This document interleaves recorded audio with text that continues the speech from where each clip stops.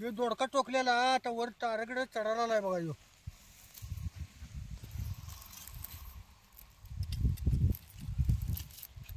आधी ह्यात कारली होती, आता ती कारली उलगली आहो.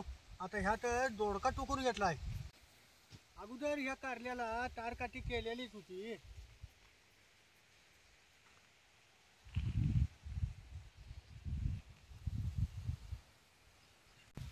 आता हाय या बेडवर दोडका टोकलेला. आता ह्यो वर कसं चढायला बघितलं का ह्यो. आणि हाय या तारावरच आता ह्यो दोडका चढणार. आता दोडका बी चांगला आलाय. मग आता पावसानं जरा या सरीतनं तणकाट उठलंय. मग आता म्हणली जर तण तर काढून घ्यावं. मध्ये 1-2-3 दिवस सलग पाऊस पडला, त्यानं रानासनी घातीच नाही. मग त्या पावसानं आता हे तणकाट कसं उठलंय बघा. हे आता आणि पावसाचं वातावरण झालंय, त्याच्या आधी म्हणली रान तर भांगलून घ्यावं, नाहीतर ह्याला बे आलं की नाही मग काय आवरत नाही होईल. आणि हे घोळाचं टाळका नाही लय दांडगं होतंय आणि त्याला लगेच बी येते. मग ते बी पडलं की मग रानभर सगळ्या तणकाटाशिवाय काही येतच दिसतच नाही. आणि ह्यात अगोदर कारली होती, मग कुठं तर चुकलेलं कारलं पिकलं, त्यामुळं हे बी कसं उगवल्यात बघितलं काही. हे कारलीच आहेत बघा. ही आता कारली काढून टाकायची उगवलेली आणि दोडका तेवढा ठेवायचा.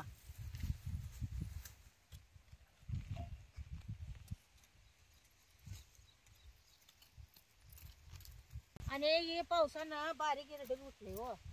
जर असं हलवलं का ना रान सगळं ते बारीक गिरडे बिचारे उन्हानं मरते. म्हणून रानाचं पाक हलवून जायचं. भुंड्यावर मक्का बी घातला या. आणि मक्का बघा कसा चांगला आलाय. शेरडा ती घरा जर शेरडाची काढून यायला तर येते हो. असं कुठलं बी माळवं केलं की नाही त्याच्या चारी बाजूने मक्काच घालायचा. कारण का मक्याला तुरे येत्यात, त्याच्या तुऱ्यावर मधमाशा लय फिरत्या. मग त्यानं माळव्याला फळधारणा चांगली होत्या. तुम्ही कुठलं बी जरी माळवं केला तर चारी बाजूनं मक्याचा ताटवा ह्यो घालायचा.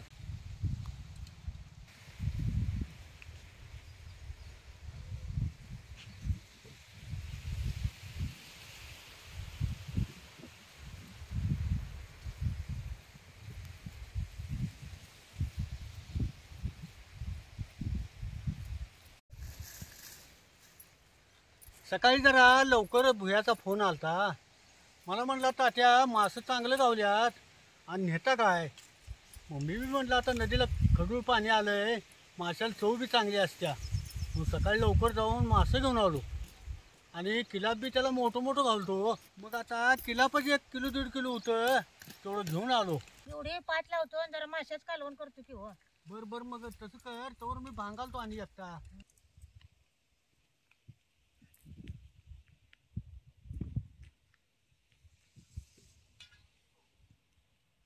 माशाला जरा आलं लसूण चिचून लावणार आहे, म्हणून जरा लसूण सोलून घेतो की. जरा आलं दे, जरा दुखून घेतो की. आणि आता संग याच्यात लसूण बी जरा चिचून घेतो की.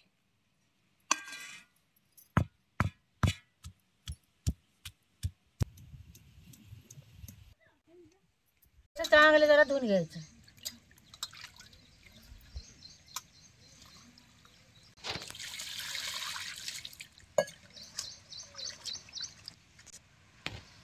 हे सकाळी आणताना माझं खवलं काढून मासं नीट करून आणल्यात बघा. हो काय या माशाला आता आलं लसूण बरोबर हळद चटणी आणि मीठ बी जरा लावून घ्यायचं. आता हे बी एकत्र सगळं करूनच लावायचं. आता 1-2-3 चमचे कच्चं तेल भेजावर जरा सोडायचं. हे सगळं आहे की नाही माशाला असं सगळीकडे लावून घ्यायचं. असं हे सगळं आहे की नाही माशाला चांगलं लावून घ्यायचं. आता ही मासा आहे की नाही 5-10 मिनिटं की नाही चांगलं मुराय ठेवायचं झाकून. आता मासं मुरज तर 1-2 कांदा तर बारीक चिरून घेतो की.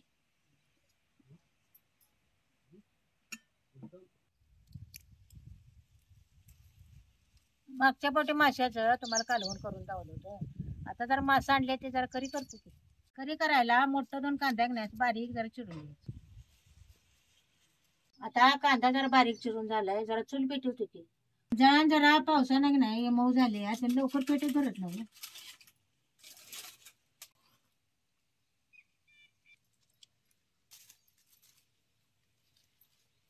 त्या तव्यात तेल ओतून मासं चांगलं जरा खालवर करून घ्यायचं.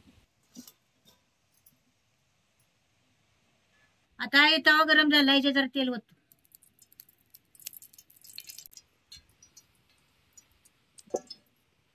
चांगलं गरम करून घ्यायचं आणि मग याच्यात मास सोडायचं. आता जरा तेल गरम झाले का बघतो की. हो काय, तेल गरम झाले. आता तेल चांगलं गरम झाले, आता याच्यात मासं घालायचं.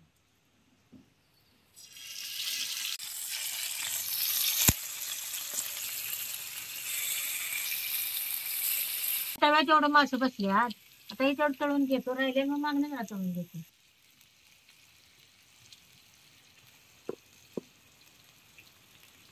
आता जरा कढीपत्ता टाकतो याच्यावर.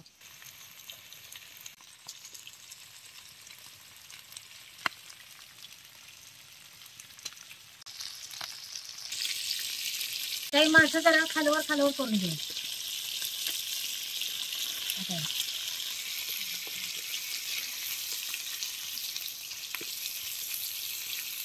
आता हे मासं भाजलं का नाही, लगेच आता हे काढून घे.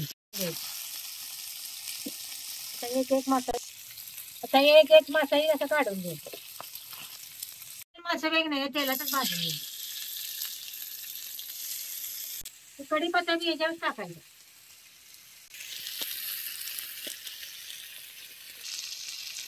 हे मासे जरा खालवर करून घे.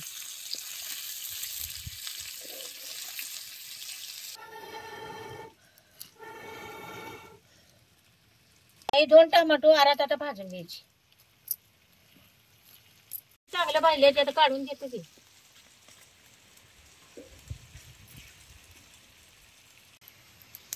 आता कढई गरम झाली, आता तेल ओतू घ्या. जरा पाहिलं मासं जरा तळून घेतल्या, मग करीला आता लई तेल घालायचं. मासा तर तळ्यात म्हणलं जरा तेल द्यायला असणार. आता ह्याच्यात एक फोडणीला 1 चमचा जिरं टाकायचं. हे तमालपत्रीची पानं जरा अशी बारीक बारीक करून तेलातच टाकायची. आता हेच टाकायची. आता हे सगळ्यात जरा जरा खडा मसाला घेतलाय, हे मसाला तेलात टाकायचा. आता जर ते हलवून घेतो, नाही सगळं चांगलं भाजून घ्यायचं. आता हे तेलात सगळं चांगलं भाजले, आता हे बारीक चिरलेला कांदा यात भाजून घ्यायचा.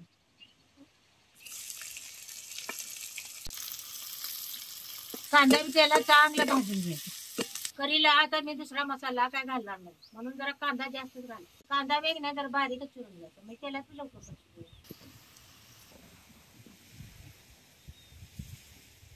कशी आरात चांगली भाजल्यात बघितला का हे. आता ही जरा साल्ट काढून घेते की. काय कशी भाजली टमाटर. ते आपण टमाटर नाही अशी टाकायची. नाही ते टमाटर फोडायची, तेलात चांगली भाजली.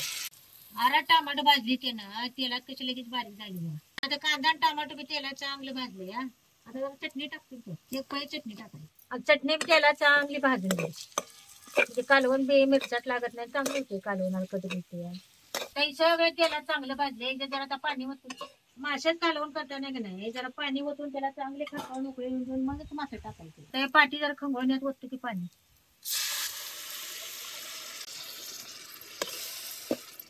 करायची म्हणल्यावर आता ह्याच्यातले पाणी वाटायचं नाही, होऊन चांगल्या 2 उकळे येऊन द्यायचे आणि मगच मासे टाकायचे.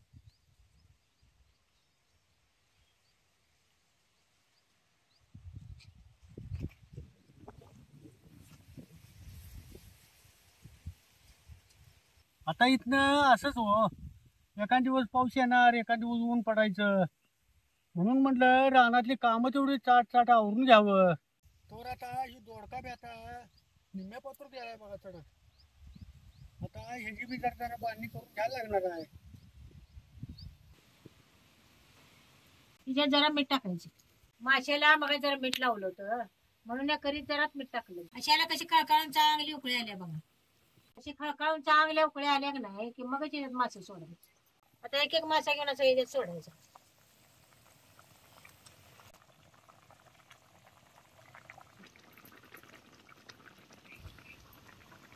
आता याच्यावर जरा कोथिंबीर टाकायची.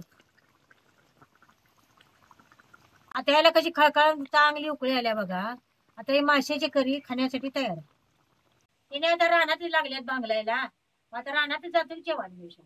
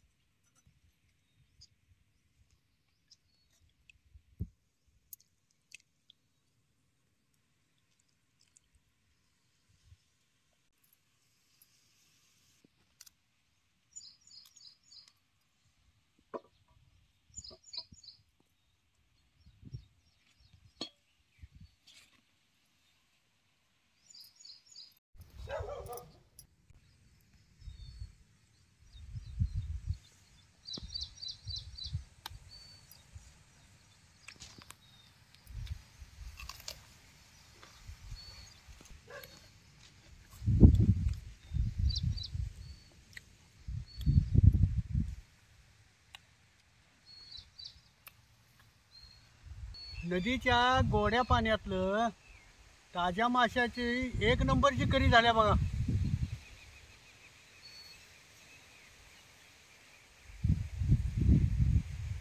सकाळी भुयागंडी येताना एक किलाप मोठा घेतला होता आणि किलाप माशाचं कालवण एक नंबरचं लागते बघा.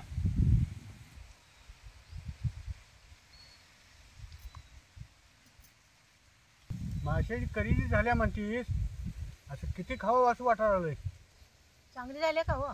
एक नंबर. अहो ताज्या माशाच कालवण कवा बी चांगलंच लागते हो. हे एकच नंबर झाले बघ.